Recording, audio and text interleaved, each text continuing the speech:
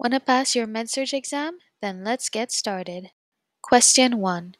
A client diagnosed with heart failure is prescribed furosemide.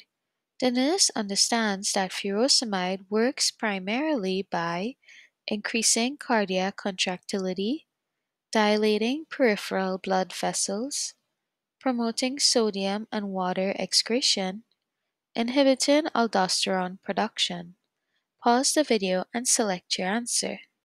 If you chose option C, you are correct.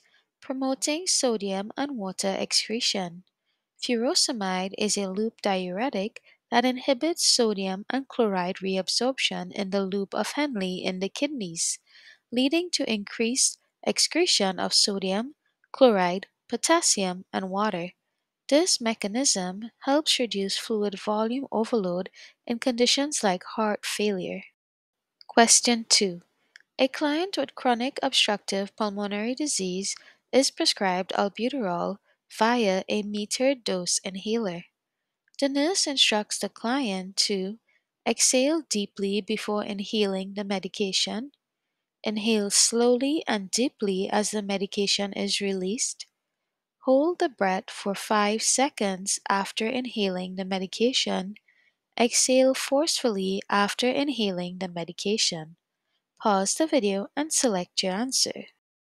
If you chose option B, you are correct. Inhale slowly and deeply as the medication is released. When using a metered dose inhaler, the client should inhale slowly and deeply as the medication is released to ensure proper delivery of the medication into the lungs. Question 3. A client with type 2 diabetes mellitus is prescribed metformin.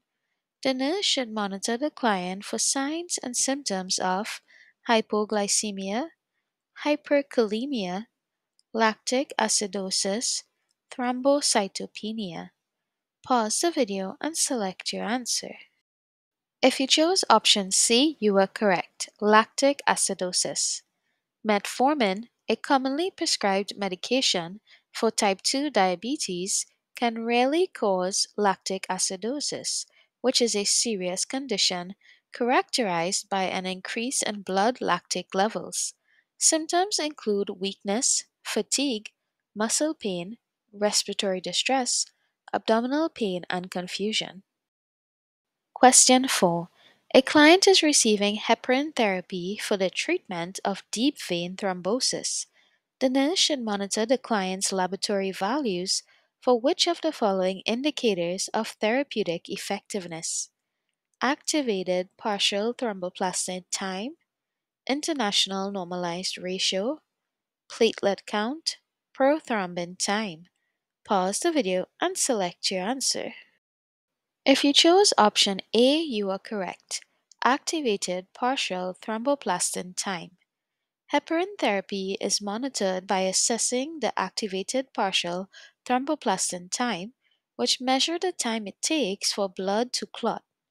The therapeutic range for APTT varies depending on the clinical situation, but generally falls between 1.5 to 2.5 times the normal value.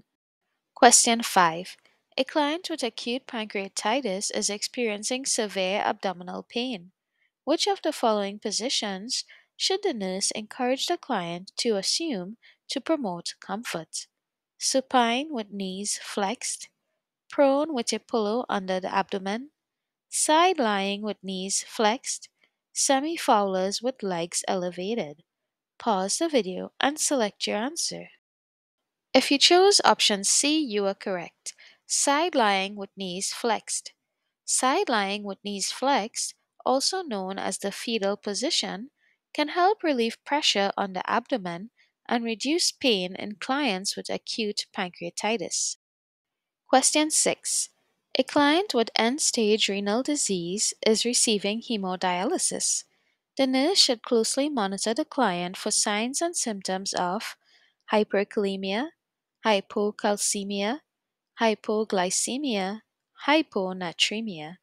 Pause the video and select your answer. If you chose option A, you are correct. Hyperkalemia. Clients with ESRD are at a high risk for hyperkalemia due to impaired renal excretion of potassium. Hemodialysis helps remove excess potassium from the blood, but clients may still experience hyperkalemia between dialysis sessions. Question 7. A client with cirrhosis is at risk for developing hepatic encephalopathy. The nurse should monitor the client for which early signs of hepatic encephalopathy: hyperactivity, bradycardia, asterixis, hypotension. Pause the video and select your answer. If you chose option C, you are correct. Asterixis. Asterixis, or flapping tremor, is an early sign of hepatic encephalopathy. It is characterized by sudden, brief, non-rhythmic flexion of the wrist and fingers when the client extends the arm with the hands dorsiflexed. Question 8. A client with pneumonia is receiving oxygen therapy via nasal cannula. The nurse should monitor the client for which potential complication associated with oxygen therapy: hypercapnia, hypoxemia, respiratory alkalosis, respiratory acidosis. Pause the video and select your answer. If you chose option A, you are correct. Hypercapnia. Oxygen therapy can suppress the hypoxic drive to breathe in clients with chronic respiratory conditions, leading to hypoventilation and hypercapnia, elevated carbon dioxide levels. Question 9. A client is receiving intravenous vancomycin for the treatment of a severe infection. The nurse should monitor the client for which potential adverse effect of vancomycin therapy: ototoxicity, nephrotoxicity, hepatotoxicity, neurotoxicity. Pause the video and select your answer. If you chose option B, you are correct. Nephrotoxicity. Vancomycin is known to cause nephrotoxicity, particularly when administered at high doses or for prolonged periods. Monitoring of renal function is essential during vancomycin therapy. Question 10. A client is admitted with a suspected diagnosis of Guillain-Barré syndrome.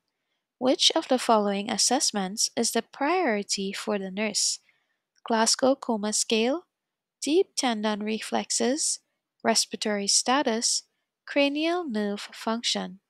Pause the video and select your answer. If you chose option C, you are correct. Respiratory status.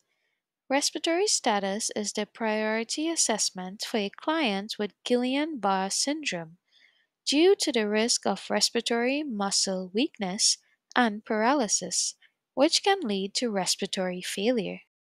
Click that subscribe button and join us next Monday.